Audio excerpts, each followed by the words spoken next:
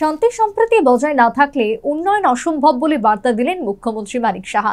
বৃহস্পতিবার বর্ডার গোলচক্করে বিজেপির রামনগর মণ্ডলের উদ্যোগে পশ্চিম লোকসভা আসনের প্রার্থী বিপ্লব কুমার দেব এবং রামনগর বিধানসভা কেন্দ্রের উপনির্বাচনের বিজেপি প্রার্থী দীপক মজুমদারের সমর্থনে আয়োজিত জনসমাবেশ ও যোগদান সভায় মুখ্যমন্ত্রীর এই সম্প্রীতি ও শান্তির বার্তা। রাজ্যের সর্বত্র বর্তমানে লোকসভা ভোট প্রচারের ঢেউ, তার মধ্যে ব্যতিক্রম ৭ রামনগর বিধানসভা কেন্দ্র। উপনির্বাচনের কারণে ওই কেন্দ্র এখন রাজ্যবাসীর বাড়তি নজরে। এই পরিস্থিতিতে বৃহস্পতিবার বর্ডার গোলচক্করে বিজেপির রামনগর মণ্ডলের উদ্যোগে নির্বাচনী জনসভা ও যোগদান সভা অনুষ্ঠিত। কার্যত পশ্চিম লোকসভা আসনের দলীয় প্রার্থী বিপ্লব কুমার দেব ও ৭ রামনগর বিধানসভা কেন্দ্রের উপনির্বাচনের বিজেপি প্রার্থী দীপক মজুমদারের সমর্থনে এই নির্বাচনী জনসভা ও যোগদান সভার আয়োজন। সভায় মুখ্যমন্ত্রী মানিক সাহা, প্রদেশ বিজেপি সভাপতি রাজীব ভট্টাচার্য, বিজেপি সংখ্যালঘু মোর্চার সভাপতি বিল্লাল মিয়া, পর্যটন মন্ত্রী সুশান্ত চৌধুরী, উপনির্বাচনের স্থানীয় বিজেপি প্রার্থী দীপক মজুমদার, সদ্য প্রয়াত বিধায়ক সুরজিৎ দত্তের জয়া প্রতিমা দত্ত সহ দলীয় অন্যান্য নেতাকর্মী সমর্থকরা উপস্থিত ছিলেন।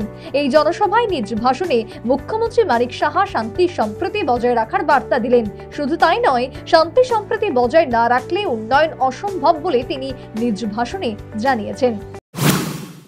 একটা হচ্ছে আমাদের মাঝে এখানে সবাই আমরা জানি যে এই বিধানসভা ৭ রামনগর বিধানসভা যে কেন্দ্র, সেই কেন্দ্রের সবাই যাকে মানে রামনগর বলতে যাকে আমরা জানি সবাই সুনুদা নামে আমরা সবাই চিনি। আমার এই মঞ্চে এখানে সুনুদার যিনি সহধর্মিনী এখানে উপস্থিত আছেন, আমার ছোট বোনের ক্লাসমেট এবং একই নাম এখানে প্রতিমা দত্ত মহোদয় উপস্থিত আছেন। এবং আজকে এখানে যেগুলো রামনগরে কোনো কথা হলে প্রথমে সুনুদা এবং সুরজিৎ দত্তের প্রতি শ্রদ্ধা নিবেদন করে আমাদের কিছু বলা উচিত। বিস্তারিত এখানে আলোচনা হয়েছে, সুনুদা সম্পর্কে আর বিশেষ কিছু বলার নেই। বন্ধুগণ, আমি একটা কথা বলবো, যে কোনো রাজ্যেরই হোক দেশেরই হোক, সর্বপ্রথম আমাদের শান্তি এবং সম্প্রীতি যদি বজায় থাকে তবে সেখানে ডেভেলপ। জনসভায় নিজ ভাষণে বিরোধী প্রার্থী তথা বামগ্রেসের সিপিএম সমর্থিত প্রার্থী রতন দাসকে যোগ্য জবাব দেওয়ার জন্য ভোটারদের প্রতি আহ্বান জানান বিজেপি প্রার্থী দীপক মজুমদার। উনি সুরমাকে জোর করে বলপূর্বক হারিয়ে উনি মানুষের রায়কে হত্যা করেছিলেন, সেদিন বলাৎকার করেছিলেন। কাজে তার বিচার, তার প্রতিবাদ এইবার নির্বাচনে করতে হবে সকলকে।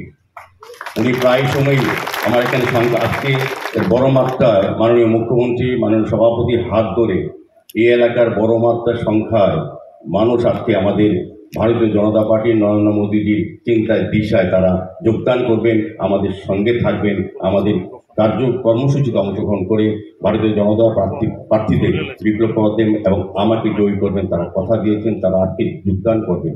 তারপর আমি বলবো, রতনবাবু চেষ্টা করছেন যে আমাদের এখানে সংখ্যালঘু ভাই বোনদের এবং হিন্দুদের আমাদের এই রাজ্যের যে পরম্পরা এবং এই বিধানসভার সুবিধাবাবু যেটা রেখে গেছে।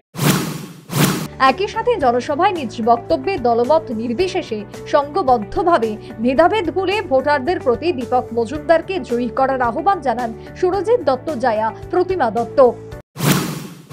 তাই আমি প্রথমে বলবো, আমাদের যে রামনগরের সংগঠনগুলি আছেন এবং খ্রিস্টপ্রভু, যুব মোর্চা, মহিলা মোর্চা কার্যকর্তাদের কাছে আমি অনুরোধ রাখবো, আপনাদের কাছে অনুরোধটা আমার এটাই থাকে যে সুনুদা আপনাদেরকে হাতে ধরে কাজ শিখিয়েছেন, আপনাদের কাজের মধ্যে এই কোনো ত্রুটি যাতে না থাকে, সমস্ত ত্রুটি সংশোধন করে সবাই সুন্দর করে কাজ করবেন, যাতে দীপক মজুমদার বিপুল ভোটে জয়লাভ করে।